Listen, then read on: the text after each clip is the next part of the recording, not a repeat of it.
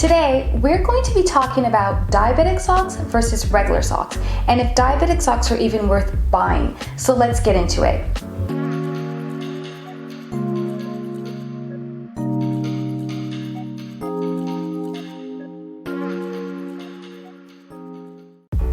Hello everyone, I'm Sarah the Foot Nurse, helping you prevent foot and lower limb complications. And welcome back to another video. For those of you who are new here, welcome, and thanks so much for joining me. On this channel, you'll find me talking about foot and leg tips, product reviews, and educational videos much like this one. So if you're someone who values having healthy legs and feet, consider subscribing so that you don't miss any of my helpful videos. Now, I'm so excited, guys. Well, I'm always excited, but anyways, I'm excited to jump into this explanation video with you to help you understand the differences between a diabetic sock and a regular sock. Now, I'm going to be going over 4 differences in this video so that you guys can determine if purchasing a diabetic sock would be worth it for your specific foot and leg condition. And you may want to stick around until the end because I'm going to throw in a very helpful tip you may want to consider if you are considering purchasing diabetic socks. So let's jump into the video.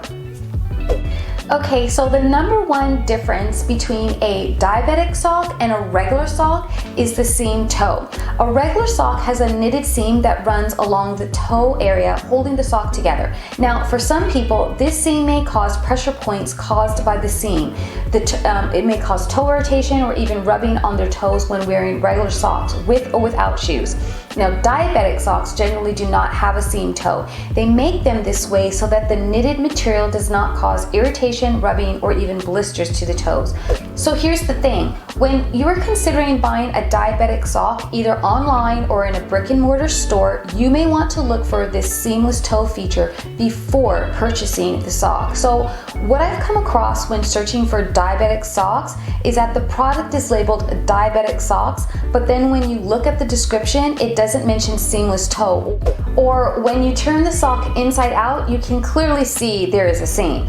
If you're not able to turn the sock inside out or put your hand inside the sock to determine if there is a seam, you can also feel the toe area, and that should give you an indication if the sock has a seam or not. I have found that people who have sensitive skin, they have swollen feet or are prone to bruising easily, really love the seamless toe feature in a diabetic sock. The next difference is the sock's close fit. Okay, so regular socks are made from a lot of different fibers and they are knitted in a variety of ribbed patterns to provide the sock with its elasticity and close fit. And that's just merely for its function and styling purposes. So the knitted pattern and its elasticity results in a regular sock fitting you pretty snug. Now, I'm sure you guys have taken off your socks after wearing them for most of the day, and you can see the sock pattern or ribbing on your feet and or on your legs depending on how high your socks are. That's because of the sock's knitting pattern and the fibers it's just made of that cause the sock to have a close fit. It's not necessarily because you have wide legs or ankles or that you have swollen feet. I tend to get this and I don't have wide ankles or swollen feet. Now, diabetic socks are knitted to be non-constricting so that it does not bind or constrict your legs or feet. Most diabetic socks are stretchier than your regular sock. So let's say you or someone you know is diabetic. Their legs are swollen and they have poor circulation to their legs and feet.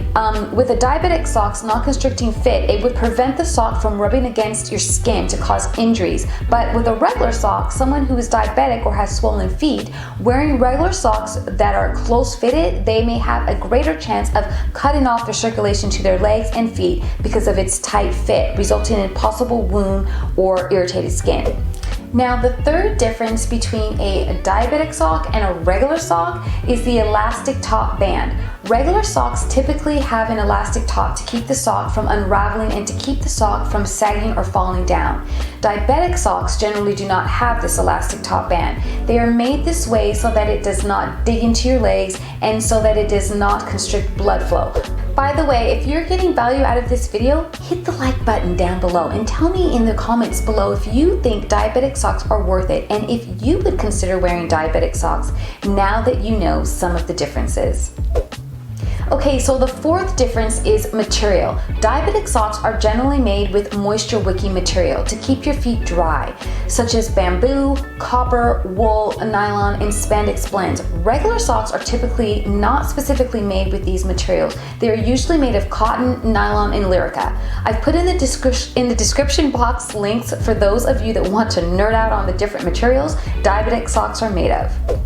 Now, if you've made it this far in the video, as promised, I want to share with you a very helpful tip you may want to consider if you're considering buying diabetic socks. And it is to buy them in light colors like tan, white, or gray, or any other light color, so that if you get any nicks or cuts on your feet and you can't see your feet or you can't feel your feet and you injure your toes or your leg, you'll be able to see blood on your socks if you start to bleed. When you buy dark colored socks, you won't notice this, especially if you can't see your feet. I just want to also let you know that if you do have poor circulation, wounds, swelling, sensitive legs or feet, you should consider wearing diabetic socks because of their benefits. But I want you to know that anyone can wear diabetic socks. Diabetic socks are not just for people with diabetes. It's just important to remember to look for these 4 merits when you are looking at purchasing diabetic socks, rather than relying on the label, because even though it says diabetic, it may not be.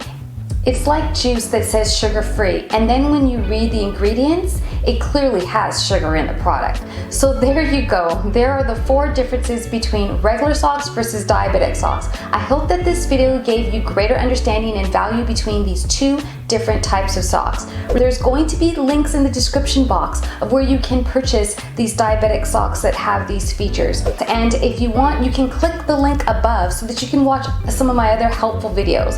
Thanks so much for watching, guys, and I'll see you in the next video.